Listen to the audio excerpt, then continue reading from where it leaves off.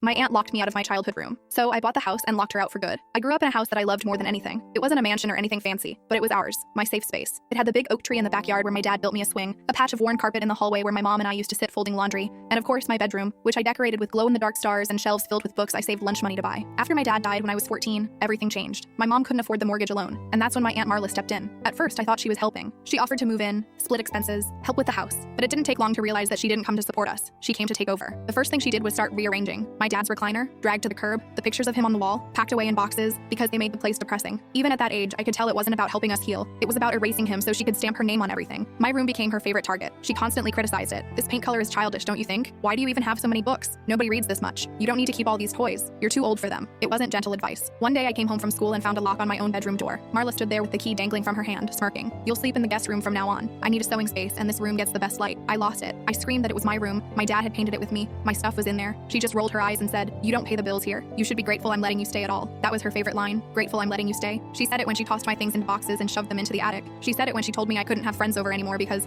this isn't a daycare. She said it when I cried about missing my dad, and she told me I was being dramatic and making it harder for everyone else. If I told my mom how cruel Marla was being, Marla would fake hurt and say, "I was just joking. She takes everything so seriously." If I stood up for myself, she'd sneer, "Wow, maybe if you worked as hard as you whine, you'd actually contribute something." I started spending as little time in the house as possible. I studied late at the library, crashed on friends' couches, volunteered for extra shifts at part-time jobs. By the time I was 18, I was gone for good. Fast forward 10 years. I worked my ass off, 2 jobs through college, careful budgeting, slowly building savings. Meanwhile, Marla had sunk deeper into entitlement. She treated the house like her own palace. She hosted family events there and bragged about her home. She'd even bring up how she took us in when my mom was struggling, spinning herself as the savior of the family. She conveniently left out the part where she made my teenage years miserable. Here's where it gets good. My mom quietly kept the house in her name. When she retired, she decided she wanted to move somewhere smaller, warmer. Instead of selling it to strangers, she asked if I wanted it. I nearly cried. Of course I wanted it. Not only for the memories, but because it was mine, and it always should have been. I bought it from her officially, got the deed transferred, and then came the delicious part. I didn't tell Marla. I waited. One Sunday, she was hosting one of her family brunches there. I showed up with the paperwork in hand. She was bustling around the kitchen, acting like the queen of the castle when I put the keys on the counter. "What are those?" she asked. "The new keys," I said. "To my house." She laughed like I was telling a bad joke. "Your house? Honey, you must be confused. This is my house." I pulled out the deed and slid it across the counter. "Read it." The color drained from her face. You can't